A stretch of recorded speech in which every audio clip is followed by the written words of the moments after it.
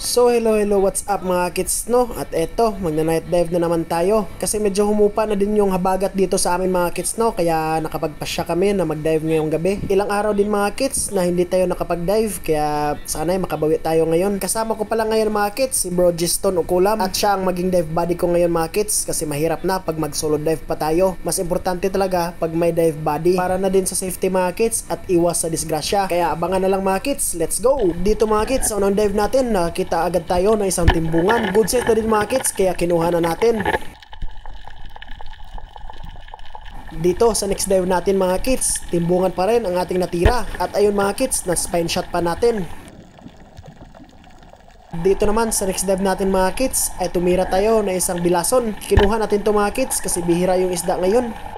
Dito naman sa next dive natin mga kids ay nakapana tayo na isang timbungan. Madalang lang yung isda dito sa spot natin ngayon mga kids kasi grabe yung alon, sobrang lakas at yung tubig medyo may kalabuan. At dito mga kids nakatira naman tayo na isang bilason. Dito naman sa sunod nating pag-dive mga kids ay nakatira na din tayo ng isang timbungan. Hindi na tayo mamimili mga kids para may madala din tayo sa ating bahay na pang-ulam. At dito mga kids, timbungan na naman ang ating napana. Ito na din yung last na isda natin mga kids no, at napagpasyahan namin ni Bro Giston na aahon na lang kasi sobrang lakas talaga ng alon. At ito lang yung huli natin ngayon mga kids no. Goods na rin kasi may pang-ulam na din tayo. At ito din yung huli ni Bro Giston. Goods na din mga kids, pang-ulam namin sa aming bahay. Bawi na lang tayo kinabukasan. Ganyan talaga yung pangingisda mga kids no. May times talaga na marami yung huli, tapos may times din na konti lang yung huli, pero at least mga kids safe tayo nakauwi. Hello, what's up mga kids no? Night dive na naman tayo. Kasama natin yung mga kapamilya natin sa Puntero Altos Piros. At may kasama din tayo mga bagong spiro dito no. Kasama natin si Bro Danny. Let's go bro. Okay. Ikaw ba na may kasama siya doon. Isa taga tayong occidental na Oriental. Oh, shout out. O kasama pala natin si Serge Akdimor. What's up? This is the mag-vlog ron. Yes, ABC. let's go. At andito rin si Giston, Bro Giston Ukulam, EG Dives. Shout out Palangging. Pwede na. At di natin kalimutan ng mga notes, si Papa Ronilo Macana. At andito rin ang isang mamaw, Jupiter Lagria. Let's go. Abangan mga kids na kung may blessings kami na i-claim yun. Sana makahuli kami ng marami. So abangan na lang mga kids. Let's go! Shout out sa asawa ko, mahal naman kita. At eto mga kids, magda-dive na tayo at sana ay makabawi din tayo. Abangan lang mga kids, let's go! Dito mga kids, binamano natin isang pusit. Kinuha ko to mga kids kasi good size na din. Buti na lang to, pang kilo natin mamaya sa ating pag-uwi. Dito naman sa sunod nating pag-dive mga kids ay nakapana tayo ng isang uhawon. Kaso lang pagtira natin mga kids ay daplis lang. Kaya yun, dinakma na lang natin. Buti na lang hindi siya tumakbo ng malayo. At ayun mga kids, buti na lang nahuli pa natin. Sayang din mga kids, good size pa naman.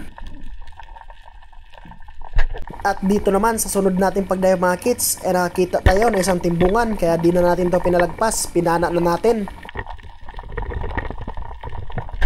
Dito naman sa next dive natin mga kids ay nakapana tayo ng isang needlefish or tinatawag sa amin na bao. Binitawan ko mga kids pagkapana natin kasi baka matamaan tayo sa sobrang talas niya ng nguso. Marami pa naman ang nabiktima na nito mga kids, kaya ingat-ingat kayo sa mga isda na to. Nangangagat din tong isda na to mga kids, kaya dobling ingat talaga sa pag-handle ng isda na to. At dito sa sunod nating pag-dive mga kids ay may nakita tayo isang malaki na samaral. Sinabit niya pa yung shooting line natin mga kids no, pero goods lang kasi okay pa yung hangin natin, kaya yun tinanggal na lang natin.